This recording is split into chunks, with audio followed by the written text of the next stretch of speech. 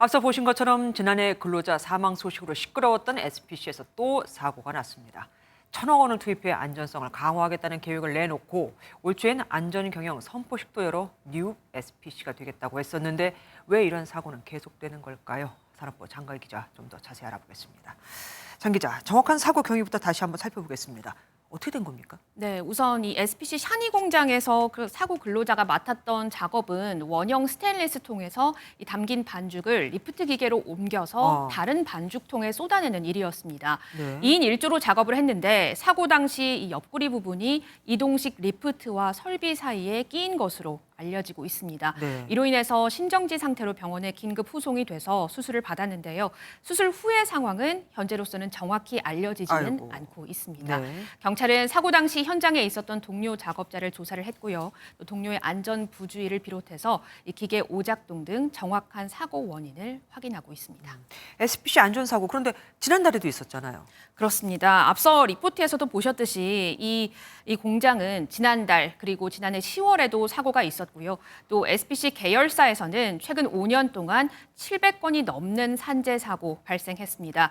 이번 사고가 난 공장은 상시 노동자 50명 이상이 근무하는 중대재해처벌법 적용 대상인데요.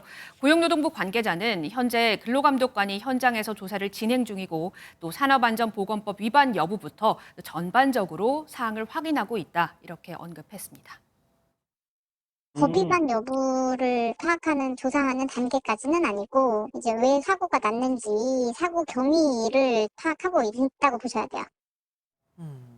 사실 그런데 지난해 이 SPC 사고로 얘기가 많았잖아요. 네. 그래서 그때 당시 허영인 회장이 대국민 사과를 했고, 그리고 또 1,000억 원을 투입해서 뭐 안전망을 만들겠다라고 했었습니다. 이건 어떻게 됐습니까? 맞습니다. 지난해 10월에 이 SPC 계열사인 평택 SPL 제빵 공장에서 20대 여성 근로자가 이 소스 교반기에 끼어서 숨지는 사고가 발생을 했는데요. 네. 당시 이 SPC가 거센 비판을 받으면서 허영인 회장이 대국민 사과를 했죠. 이후 사고 후속 대책으로 안전경영위원회가 설치가 됐고요. 또 안전장치를 구매하고 설치하고 또 직원들을 교육하는데 1,000억 원을 순차적으로 투입하고 있다는 게 SPC의 언급입니다.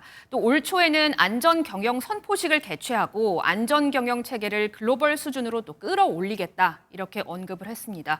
그런데 사고가 또 나니까 SPC로서는 좀 당혹스러울 수밖에 없는데요. 네. 정확한 조사 결과를 좀 지켜봐야겠지만 허 회장의 사과 이후에 3번의 사고가 추가로 발생을 했고 또 동료 근로자의 과실이 있었다 할지라도 안전교육이 제대로 안 된 점은 분명한 만큼 또 비판을 피해가기는 어려워 보입니다. 예, 어쨌든 간에 피해자분이 빨리 회복을 했으면 좋겠는 네. 말입니다. 지금까지 장가희 기자와 함께했습니다. 안녕하세요, 김주하입니다. 공정하고 신속한 MBN 뉴스, 유튜브를 통해서도 만나보실 수 있습니다. 특히 더 많은 뉴스와 라이브를 보고 싶으시다면 오른쪽을 눌러서 구독하시면 됩니다. 어렵지 않죠? 빠르고 정확한 뉴스로 계속 찾아뵙겠습니다. MBN 뉴스를 시청해주신 여러분 고맙습니다.